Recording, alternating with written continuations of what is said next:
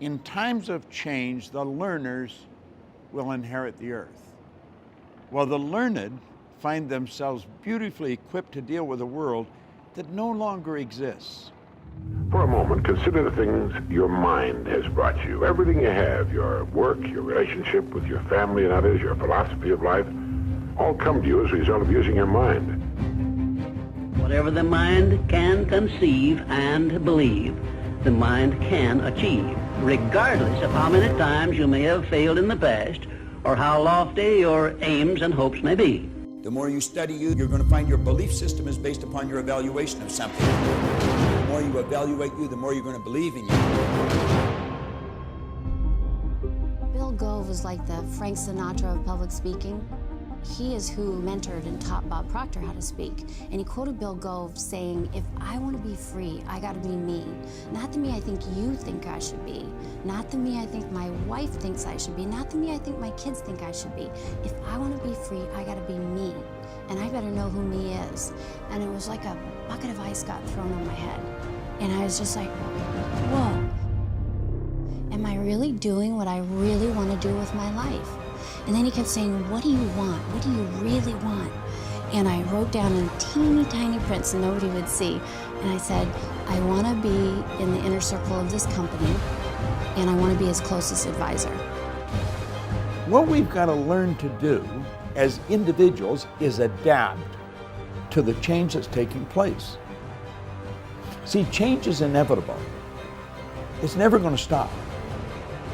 And we're picking up speed. Thinking is when you take a power that's flowing into your consciousness, that flows to and through you, and you originate thoughts. And you put the thoughts together and you create an idea. And if you can create an idea, if you can see something in your mind, you can hold it in your hand. And I don't care whether you're 80 or 18. It makes no difference.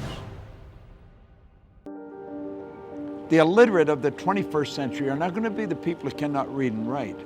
They're going to be the people who cannot learn, unlearn, and relearn. Now think about that for a moment. Do you know, you and I are being controlled, virtually controlled by paradigms.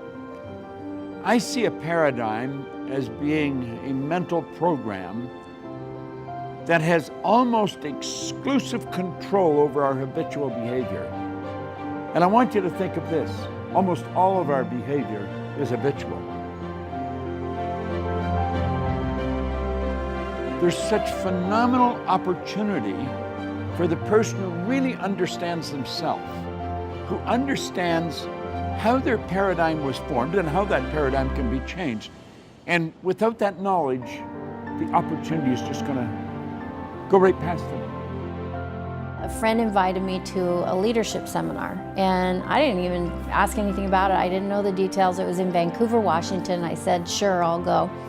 And so I ended up there on that Friday night, August 18th, 2006, and I'll never forget it. I can see where I was sitting in the seminar room. I can see what I was wearing, and I see out walks on stage Bob Proctor, and I didn't even know who he was. I kind of had connected between Bob Proctor and The Secret, but I didn't know this was a Bob Proctor seminar. And within like 15 minutes, it was like he took my head off and shook it all around, and everything that I believed and thought I was starting to question. There was one point in the seminar when he said most people tiptoe through life, hoping to make it safely to death.